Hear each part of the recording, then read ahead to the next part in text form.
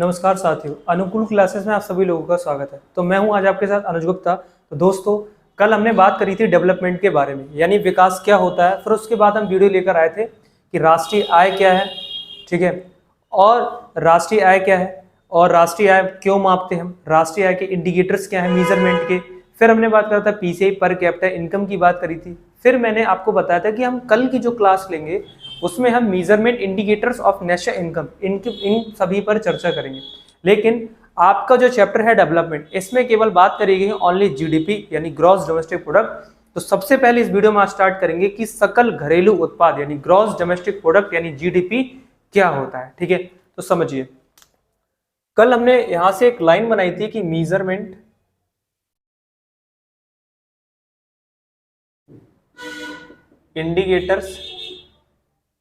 Indicators of national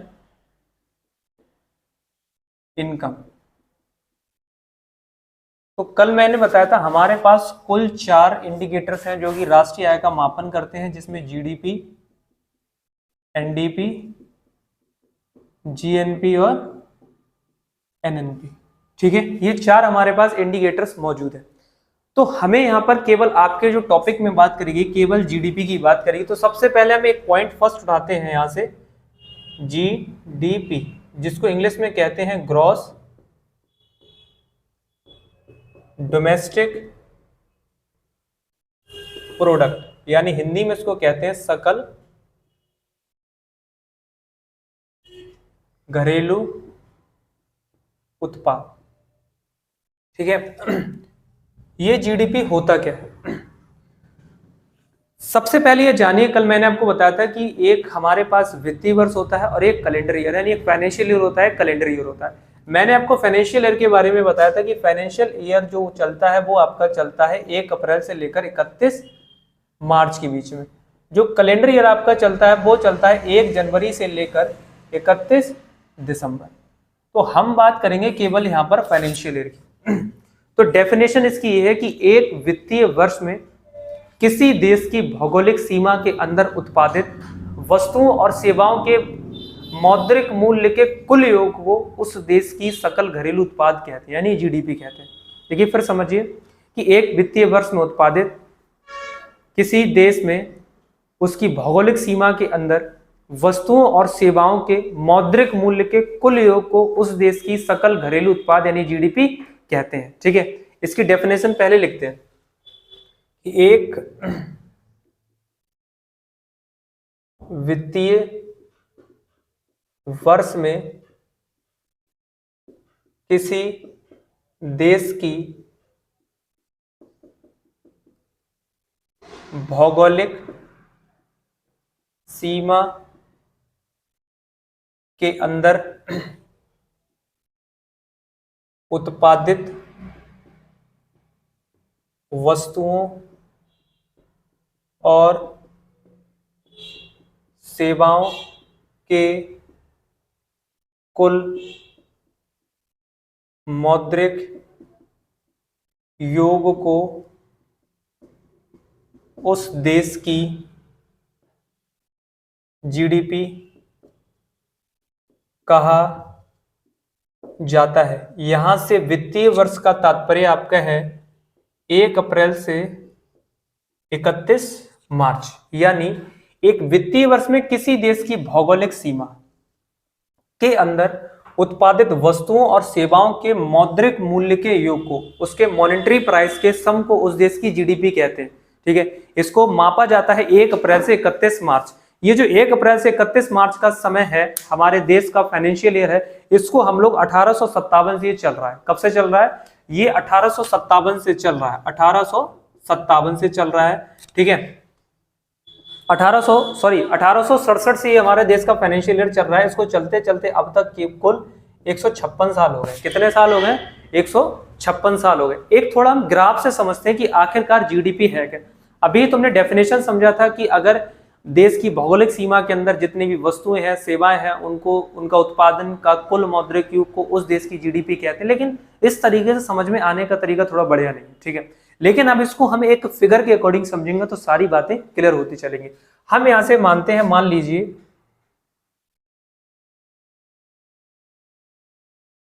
ये हमारा भारत देश है।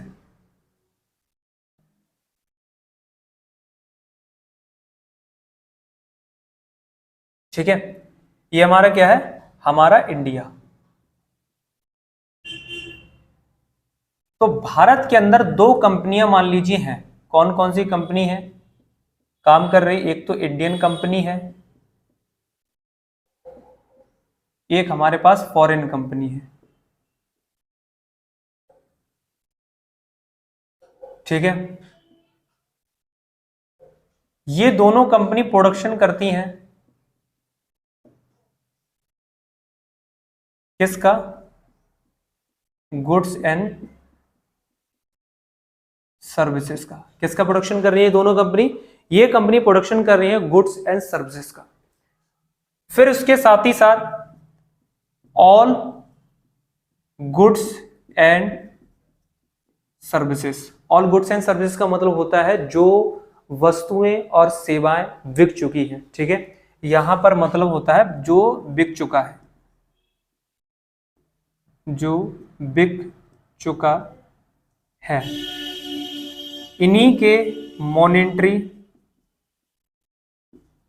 प्राइस का जो सम होता है, टोटल सम, उसी को हम लोग कहते हैं जीडीपी। अब ये ग्राफ से आप सभी को बात समझ बहुत अच्छी तरीके से आ जाए कि आखिरकार जीडीपी है क्या। समझिए, मैंने कहा कि मान लीजिए हमारा भारत है, ठीक है, यानी इंडियन टेरिटरी है। ठीक है, इंडियन टेरिटरी है, तो भारत का जो क्षेत्र है उसके अंदर दो कंपनियां काम कर रही हैं, एक आपकी विदेशी कंपनी और एक आपकी भारतीय कंपनी है। ये क्या कर रही है, कुछ वस्तुओं का उत्पादन कर रहे हैं, कुछ सेवाओं का उत्पादन कर रहे हैं। उसके साथ ही साथ ऑल गुड्स एंड सर्विसेज का, यानी इन्होंने वस्तुओं और सेवाओं का उत्पादन किया, उसके साथ साथ कुछ वस्तुएं बेची और कुछ सेवाएं भी बेची, इसलिए उसको कहा जाता है ऑल गुड्स एंड सर्विसेज, जो कि बिक चुका है। उसके मॉनेटरी प्राइस का सम कहलाता है आपका जीडीपी, ग्रॉस डोमेस्टिक प्रोडक्ट। अब समझ में आ गया कि जीडीपी आखिरकार है क्या। अगर हम जीडीपी की बात करते हैं तो जीडीपी का एक फॉर्मूला होता है आपका C+I+G+X-M, ये आपका फॉर्मूला होता है। अब इस फॉर्मूले को थोड़ा खोलते हैं कि आखिरकार C का मतलब क्या होता है, I का मतलब क्या होता है, G क्या है, X क्या है और M क्या है। इन सारी चीजों को मिलाकर ही जीडीपी की कैलकुलेशन करी जाती है। अगर हम C की बात करते हैं, C का मतलब होता है कंजप्शन, यानी इसको हिंदी में हम लोग कहते हैं उपभोग। ठीक है, आई की बात करते हैं इन्वेस्टमेंट, इसको हम कह सकते हैं ग्रॉस इन्वेस्टमेंट, यानी हिंदी में कहेंगे इसको सकल निवेश, सकल निवेश। जी की बात करते हैं गवर्नमेंट एक्सपेंडिचर, यानी इसको कह सकते हैं हम हिंदी में सरकारी खर्च, सरकारी खर्च। एक्स मतलब एक्सपोर्ट, यानी निर्यात करना, निर्यात करना। और एम मतलब होता है आपका इंपोर्ट, यानी आयात करना। तो इन सारे चीजों की मदद से ही हम जीडीपी का कैलकुलेशन करते हैं, यानी जीडीपी बराबर C+I+G+X-M, यानी C मतलब कंजप्शन यानी उपभोग, I माने सकल निवेश, G माने सरकारी खर्च, X यानी एक्सपोर्ट यानी इसका मतलब होता है निर्यात करना, M माने होता है इंपोर्ट यानी आयात करना। इन सभी के माध्यम से जीडीपी की कैलकुलेशन करते हैं। तो अब समझ में आया कि आखिरकार जीडीपी है क्या। अब समझिए, अब यहां से मैंने एक पॉइंट बताया था जीडीपी और दूसरा बताया था यहां से जीएनपी। ठीक है, अगर मान लीजिए एक तरफ है जीडीपी, एक तरफ है आपका जीएनपी, ये दोनों है। ठीक है, अगर मान लो पेड़ काट दिया, पेड़ काट दिया, युद्ध हो गया या दंगा हो गया, ठीक है, पेड़ काट दिया, युद्ध हो गया, दंगा हो गया, या कोई महामारी फैल गई, महामारी फैल गई। अब समझ जीडीपी में कैलकुलेशन किस चीज की होती है, और इसकी आलोचना भी एक अमेरिका के राष्ट्रपति थे जॉन एफ कैनेडी, उन्होंने इस बात की आलोचना भी की थी। उन्होंने कहा जीडीपी हो चाहे जीएनपी हो, उसमें अगर मान लीजिए किसी भी टेरिटरी के अंदर, चाहे इंडियन टेरिटरी हो चाहे कहीं की भी टेरिटरी हो, उसमें अगर मान लीजिए जीडीपी में पेड़ काट दिया है, युद्ध हो गया है, दंगा हो गया है, या कोई महामारी फैल गई, तो इन सभी की कैलकुलेशन किस में होती है, जीडीपी या जीएनपी में होती है। लेकिन इस बात की आलोचना करी है एक अमेरिका के राष्ट्रपति थे जिनका नाम था जॉन एफ कैनेडी। तो यहां से उनका नाम क्या है, यूएसए प्रेसिडेंट का, यूएसए के प्रेसिडेंट जो थे जॉन एफ कैनेडी। तो जॉन एफ कैनेडी ने इसकी आलोचना करी है। उन्होंने कहा ये सारी चीजें जो हैं, पेड़ काट दिया, युद्ध हो गया, दंगा हो गया, महामारी फैल गई, ये सारी चीजें जो हैं सतत विकास के विरुद्ध हैं। पहली बात, सतत विकास के विरुद्ध है। ठीक है जी। इन्होंने कहा था ये उन चीजों की गणना करता है जिनका कोई मतलब नहीं है, इसको उन चीजों की गणना करनी चाहिए जो राष्ट्र को आगे ले जाने वाली चीज, जैसे जो चीजें हमेशा राष्ट्र को आगे ले जाती हैं, राष्ट्र को आगे ले जाती हैं, जैसे इसमें हम बात करते हैं भाईचारा हो गया आपका, ठीक है, आपका भाईचारा हो गया यहां से। दूसरा पॉइंट आता है इसमें वफादारी, और तीसरा पॉइंट आता है आपका ईमानदारी। इसने कहा कुछ ऐसी चीजें हैं जो राष्ट्र को आगे ले जाती है, जैसे भाईचारा है, वफादारी है, ईमानदारी, इनकी कैलकुलेशन नहीं करता है। ये कैलकुलेशन करता है कि किसी ने पेड़ काट दिया, युद्ध हो गया, महामारी फैल गई, दंगा, ये सारी चीजें हैं जो सतत विकास के विरुद्ध है। इन्होंने कहा इसकी भी कैलकुलेशन करना चाहिए, भाईचारा, वफादारी, ईमानदारी, तब ये थोड़ा ठीक रहेगा। ठीक है, तो इन सारी चीजों की बात करी गई किस में, जीडीपी में। तो उम्मीद करता हूं जीडीपी के बारे में आप सभी लोग समझ गए होंगे। अब जीडीपी को समझने के साथ ही हम थोड़ा और आगे बढ़ते हैं। अब आगे हम बात करेंगे एचडीआई, जिसको हम लोग कहते हैं ह्यूमन डेवलपमेंट इंडेक्स, जिसके बारे में आपके चैप्टर में चर्चा करी गई।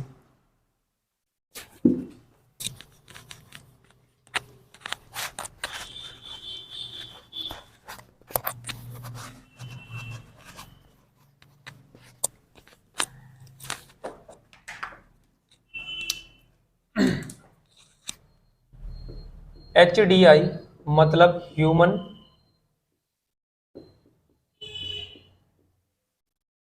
डेवलपमेंट इंडेक्स, हिंदी में इसको कहा जाता है मानव विकास सूचकांक। ठीक है, मैंने इसमें आपको पिछली क्लास में बताया था इसके मापन के 3 स्तर होते हैं। ठीक है जी, इसकी जो वैल्यू होती है वह वैल्यू 0 से 1 के बीच रहती है। ठीक है जी, इसको यूएनडीपी ने इसको डेवलप किया था, यूएनडीपी ने इसको क्या किया था, डेवलप किया था। डेवलप का मतलब इसका निर्माण किया था UNDP, United National Development Programme. ठीक है, अब इसको कब किया था, इसकी एक डेट आती है कब, 1990 में।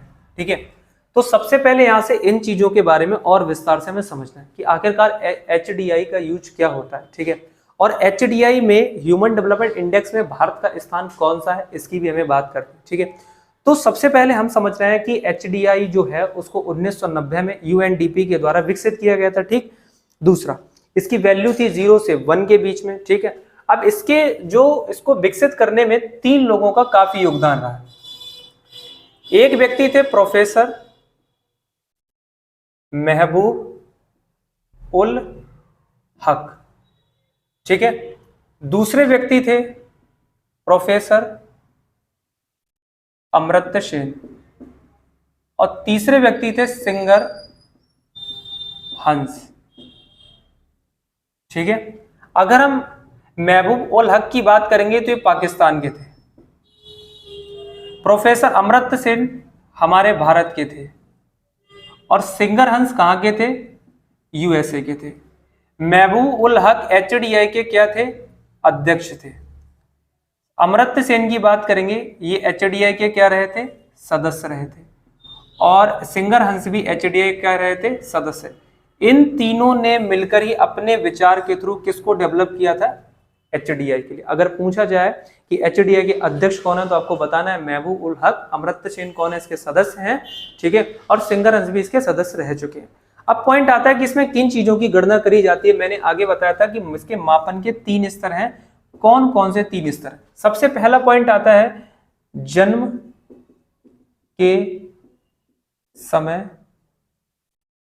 जीवन प्रत्याशा, यानी लाइफ एक्सपेक्टेंसी ऑफ बर्थ। ठीक है, दूसरा पॉइंट आता है इसमें ज्ञान, और तीसरा पॉइंट आता है केवल जीवन स्तर।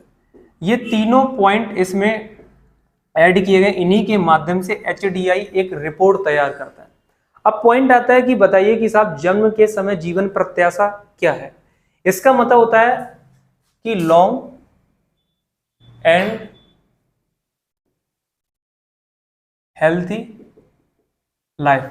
दूसरा होता है ज्ञान का मतलब होता है किसी देश में मानव के ज्ञान का स्तर। जीवन स्तर का मतलब होता है नागरिकों का जीवन स्तर। इसकी वैल्यू अगर कैलकुलेट करी जाती है, एक वैल्यू इसकी चलती है मैक्सिमम कितना होना चाहिए, पहले कैलकुलेट करेंगे मिनिमम कितना होना चाहिए, फिर हम बात करेंगे इसका मैक्सिमम वैल्यू कितनी होनी चाहिए। ऐसे ही ज्ञान मैक्सिमम में कितना होना चाहिए और इसका मिनिमम में कितना ज्ञान हमें होना चाहिए। ठीक है, जीवन स्तर भी आपका मिनिमम कितना होना चाहिए और मैक्सिमम कितना होना चाहिए।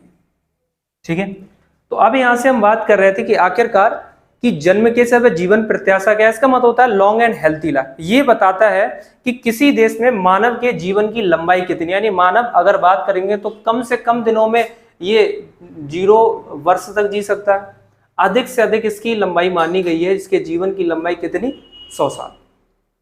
ज्ञान की अगर बात करें तो ये बताता है किसी देश में मानव के ज्ञान का स्तर क्या है, यानी मानव किस स्तर पर ज्ञान ग्रहण कर सकता है। तो उसको अगर बात करते हैं तो इसमें मिनिमम माना गया है आपका 0%। ठीक है, और मैक्सिमम कितना ज्ञान अर्जित कर सकता है, 100%। तीसरा माना गया है जीवन स्तर। जीवन स्तर का मतलब होता है नागरिकों के जीवन स्तर को मापा जाता है। जैसे इसमें अर्थात जीवन स्तर में हम बात करते हैं, एक मूवी आई थी रोटी कपड़ा और मकान, तो उसी से कनेक्ट कर देते हैं, रोटी कपड़ा और मकान। भैया अगर इनको रोटी खाना है तो पैसे की जरूरत पड़ेगी, कपड़ा पहनना है तो पैसे चाहिए, मकान है खरीदना तो पैसे चाहिए, तो उसको हम मानते हैं ये नागरिकों का जीवन स्तर को बताता है। जैसे इसके लिए मिनिमम बताया गया है कि $0 पर ईयर पर पर्सन। ठीक है, इतना इसको कमाई होना चाहिए कम से कम, और अधिकतम में बताया गया है $10,000 पर ईयर पर पर्सन।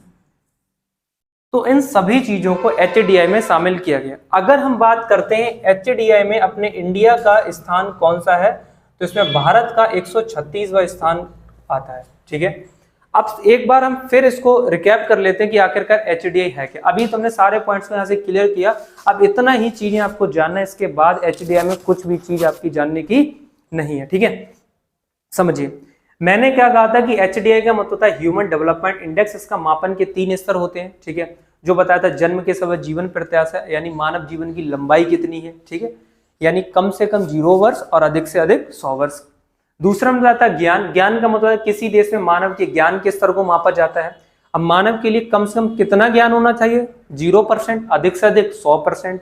तीसरा बताया था जीवन स्तर, नागरिकों के जीवन स्तर को मापा जाता है, यानी उनको रोटी कपड़ा मकान दवाई की सुविधा है या नहीं है, ये जीवन स्तर को बताता है। अब इन सभी चीजों के लिए उसके पास पैसा होना जरूरी है, तो कम से कम उसकी कमाई होनी चाहिए $0 पर ईयर पर पर्सन, और अधिकतम होनी चाहिए $10,000 पर ईयर पर पर्सन। फिर मैंने बताया था UNDP को 1990 में UNDP का जो नेतृत्व करने वाले 3 व्यक्ति थे, उनका नाम मैंने बताया था कि पहले व्यक्ति थे महबूब उल हक, यानी प्रोफेसर महबूब उल हक, जो कि पाकिस्तान के थे। ये UNDP के नेतृत्व करने के लिए इसके कौन बनाए गए थे, इसका अध्यक्ष बनाए गए थे। इसके 2 सदस्य और थे जिनका नाम था प्रोफेसर अमर्त्य सेन, जो कि हमारे भारत से थे, और तीसरे व्यक्ति थे सिंगर हंस, जो कि किससे थे, अमेरिका से थे। अब पूछा जाता है कि HDI में भारत का स्थान कौन सा है, तो HDI में भारत का स्थान कौन सा है, 136वां। तो आज हमने बात करी थी केवल GDP के बारे में, HDI के बारे में। कल हम और चीजों के बारे में बात करेंगे। तो आज की वीडियो से इतना ही, मिलते हैं नेक्स्ट वीडियो। थैंक यू, जय हिंद।